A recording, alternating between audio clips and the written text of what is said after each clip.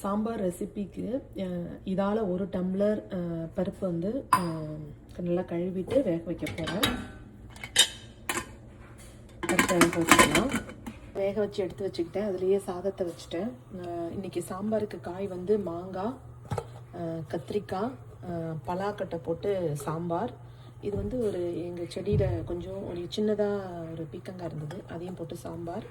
சாம்பாருக்கு 2 வெங்காயம், இது தாளிக்கிறதுக்கு, இது வந்து சாம்பாருக்கு ஃபஸ்ட்டு இனிஷியலாக போடுறதுக்கு ஒரு தக்காளி, அப்புறம் தாளிக்கிறதுக்கு பச்சை மிளகா, கருவேப்பிலை.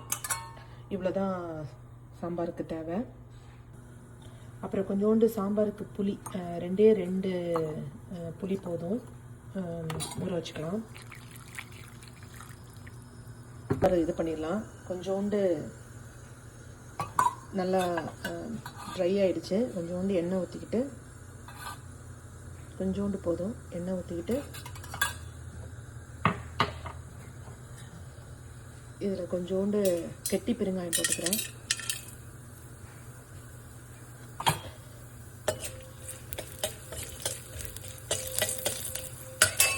அதுக்கப்புறம் இந்த ஒரு வெங்காயம் போட்டுக்கலாம். இப்போ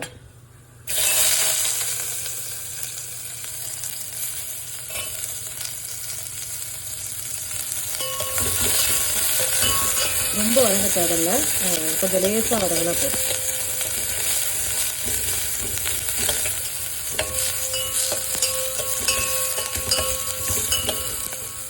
வதங்கினதுக்கப்புறம் இந்த தக்காளியும் போட்டுக்கலாம்.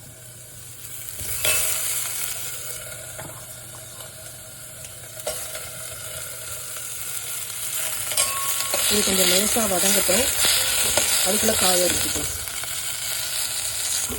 இப்போ கொஞ்சம் வதங்கிட்டு இருக்கு, அதுக்குள்ளே காய் நறுக்கியாச்சு.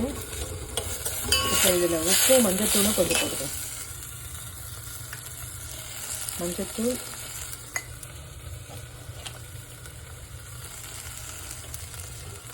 உப்பு,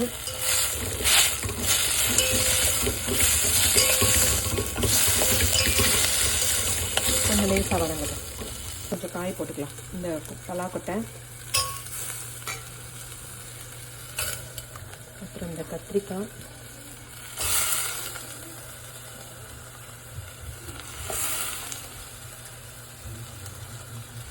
போட்டு கொஞ்சம் லேசாக வதக்கலாம்.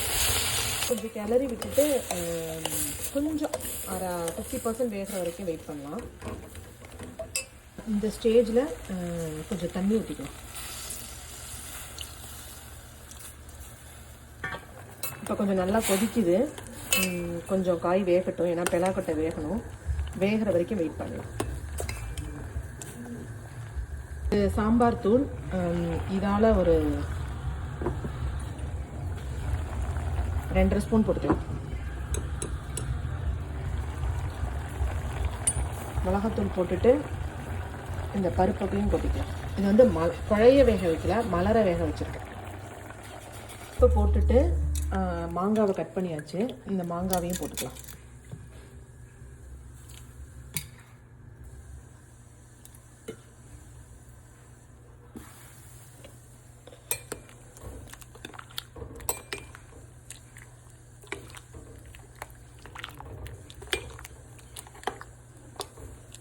இப்போ மாங்காய் வேகிற வரைக்கும் வெயிட் பண்ணலாம். அப்புறம் ஆனால் உப்பும் கொஞ்சம் போட்டுக்கலாம்.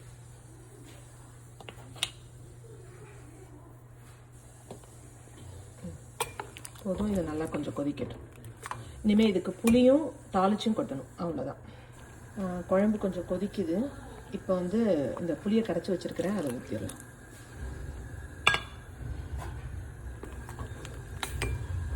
இது கொஞ்சம் நல்லா கொதிக்கட்டும். அதுக்குள்ளே வந்துட்டு சாம்பார் தாளிக்கிறதுக்கு ரெடி பண்ணிடலாம். இதே எண்ணெய் தான் நான் வந்து சௌச்சோ பொரியல் பண்ணேன். இதை தாளிச்சுட்டு அப்புறம் அப்படியே வாழைக்காய் வறுவல் பண்ணிடுவேன். சாம்பார் தாளிக்கிறதுக்கு எண்ணெய் ஊற்றிக்கலாம்.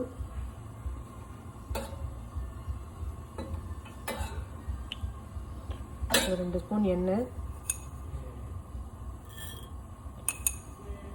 ஒரு சின்ன ஸ்பூன் தான் இது, இதால் 2 ஸ்பூன் கடுகு. எண்ணெய் ஊற்றிக்கிட்டு கடுகு பொரிஞ்சோடனே கொஞ்சோண்டு வெங்காயம், பச்சை மிளகாய், கருவேப்பிலை இதெல்லாம் தாளித்து கொட்டணும். கடுகு பொரிய ஆரம்பிக்குது. இப்போ பச்சை மிளகாய், 3 ஸ்பூன்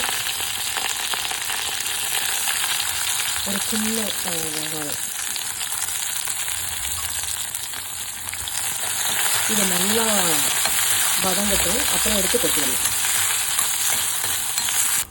நல்லா வதங்கினோன்னே இதை எடுத்து இதில் கொட்டிடலாம்.